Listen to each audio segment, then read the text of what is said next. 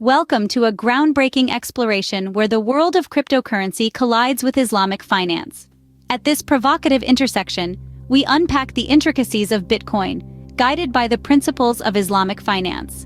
This exploration aims to offer new insights, shedding light on how an ancient system of ethics and justice can provide a fresh perspective on the digital currency phenomenon. So, let's dive into the fascinating world of Islamic finance and Bitcoin.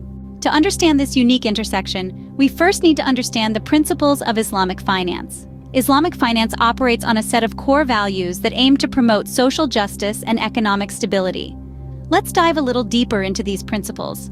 First, we have risk sharing. In Islamic finance, the burden of risk isn't shouldered by one party alone. Instead, it's shared among all parties involved.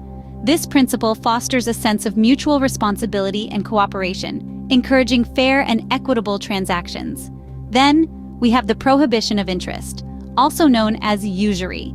In the traditional financial world, lending money at exorbitant interest rates is common. However, in Islamic finance, this practice is strictly forbidden. It's seen as exploitative and can lead to social inequality. Lastly, there's the requirement for all transactions to be backed by real assets. This means that financial transactions can't be based on speculation or uncertainty. Instead, they must be linked to tangible assets, promoting transparency and discouraging fraudulent practices. These principles come together to create a financial system that prioritizes justice, equality, and transparency. It's a system that strives to reduce economic disparities and promote sustainable growth. Now, keeping these principles in mind, let's shift our focus to Bitcoin. Bitcoin, a digital currency that has taken the world by storm, has some unique characteristics. Let's delve into these. First, Bitcoin is decentralized. This means there is no central authority controlling it, like a government or a bank. Instead, transactions are verified by network nodes through cryptography and recorded in a public ledger called a blockchain. Second, Bitcoin is not backed by any physical asset. Unlike traditional currencies that are usually backed by gold or foreign reserves, Bitcoin relies purely on the trust of its users.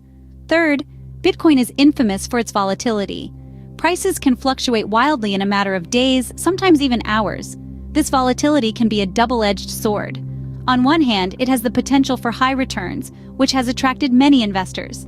On the other hand, it's also a source of risk. Finally, Bitcoin transactions are transparent and traceable.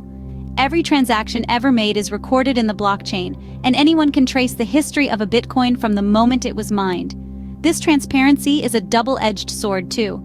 It's a tool for accountability, but it also means that once a transaction is made, it cannot be reversed.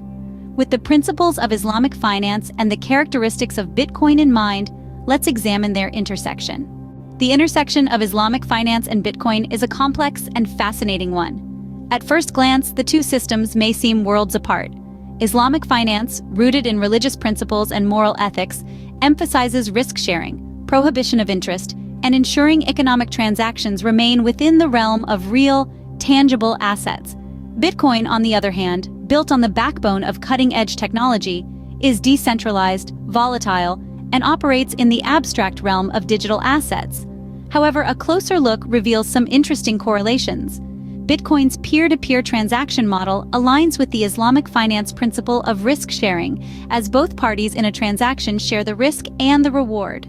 Moreover, Bitcoin transactions are devoid of interest, adhering to the Islamic prohibition of riba or usury. Yet it's not all harmonious. Bitcoin's notorious volatility poses a significant challenge. In Islamic finance, excessive uncertainty, or gharar, is prohibited. The fluctuating nature of Bitcoin's value could be viewed as a form of this prohibited uncertainty. The question of whether Bitcoin is halal or haram, therefore, is not a straightforward one. It requires careful consideration of its alignment with Islamic principles, as well as its potential to facilitate economic justice and prosperity in line with the spirit of Islamic finance. Through the lens of Islamic finance, we can see Bitcoin in a new light, understanding its potential benefits and challenges in a whole new way. As we wrap up, let's summarize the key points we've discussed today.